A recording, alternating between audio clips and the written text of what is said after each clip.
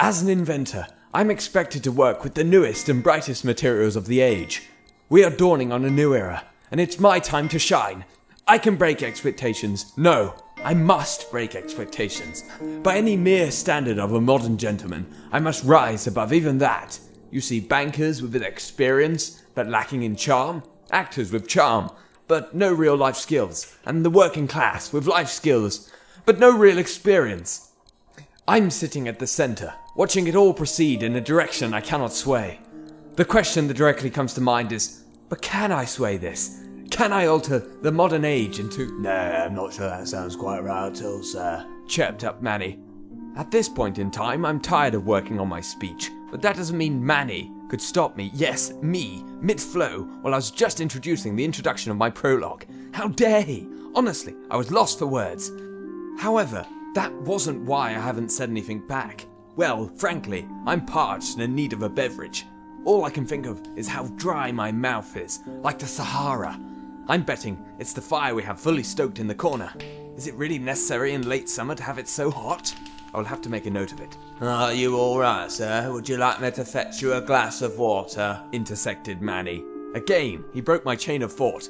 What do I pay this man for? To break my thoughts?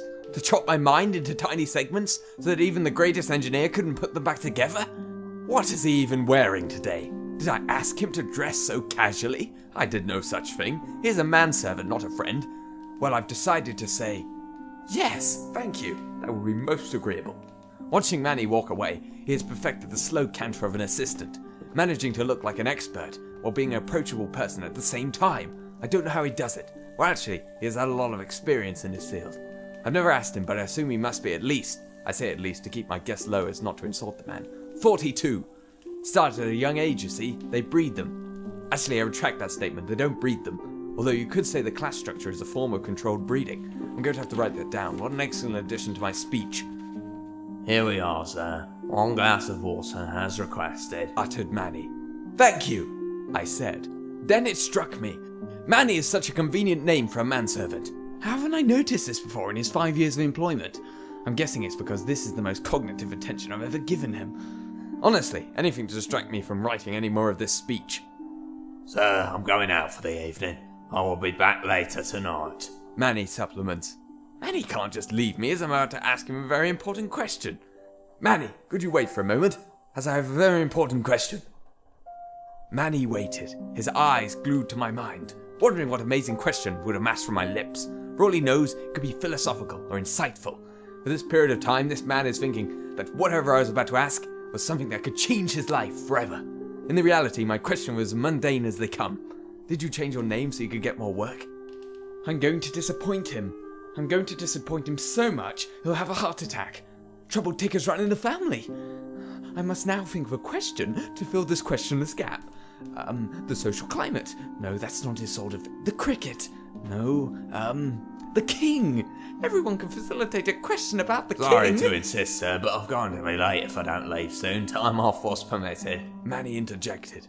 It was? I replied. Yes, going to the theatre with my new lady friend, sir. Manny placed forward. Manny has friends? When did this happen? I was not informed. I was not informed of this happening, I explained. Manny points towards the notepad in my hands. His snarled finger protrudes all the way across from the start of the page onto the scribbled notes by today's date. I have written, Manny is off today, don't forget. I'm sorry, I forgot, in the best apologetic voice I could muster. It didn't sound very convincing, it never does. Manny leaves, locks the door with 2 keys. I hear the sound of my first invention, the List Queen lock. It could stop us speeding, well, it could stop us speeding anything depending on what you made it out of. My door is made of combustible wood, so it can't stop a fire for obvious reasons. He now begins to step down the 33 steps of my grand entrance. 1, 3, 8, quite loud footsteps. Must be those fancy shoes he has on. 25, 29, 31. I wait for the last step, and it doesn't come. Has something gone wrong? Did I miscount my steps? No, I can't have. I've heard people walk up and down that staircase more times than I can remember. He must have done 2 steps in one. Feeling sprightly, jumped forth of the final 2, springing into action. Who am I kidding? That old man couldn't jump over a stick, let alone hold 2 steps. I run quickly to the door, unbolting the mechanism. I stare down the path, looking for any sign of danger. Manny is standing on the final step, and he is talking to someone. I can't quite make out who it is. Oh no, I know who that is. I squirm inside and quickly lock the door. The booming sound of my own mechanism comes back to haunt me.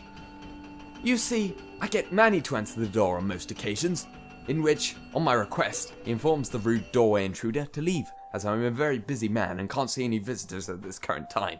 However, if they are persistent like this certain person, he has to tell them one of the following: that I am unwell, that I am out of the country, or that I am currently hosting a village fete. If those three fail, this person also receives the excuse that I'm dead. However, they only worked a few times. Knock, knock, knock. Yep, the door gave me away again. Come on, open up. Pierces through the door. I didn't invest in soundproofing because my house is so far from anywhere, it never occurred to me I wouldn't want to hear someone outside my own front door. I regret this decision. Openy, shopeny. Jumble through the wood. The lack of actual words is appalling. Of course, it was my blasted brother. Oh, Granny is dead. He said. Which one was that? I asked. Granny Gillum. I never really liked that one.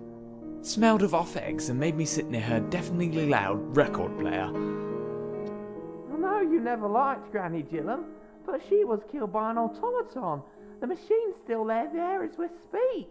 Too heavy to move, you say? He said. Automaton? Oh, now I see why they need my help.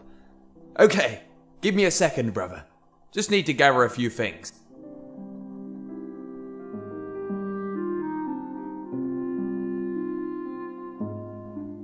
I'm leaving you in charge of the house, Sir Battenberg. It better not be in a mess when I get back. Stop looking at me like that.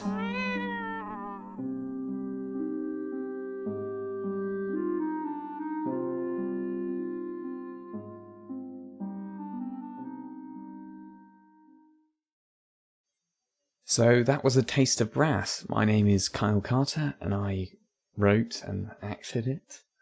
And I'm just basically putting it out there and seeing if anybody else wants any more of A Taste of Brass. Obviously, this is a taste of A Taste of Brass, but there could be more. There could be A Taste of Brass episode 1, or maybe episode 2, even, perhaps. You know, it's just, do people want more A Taste of Brass?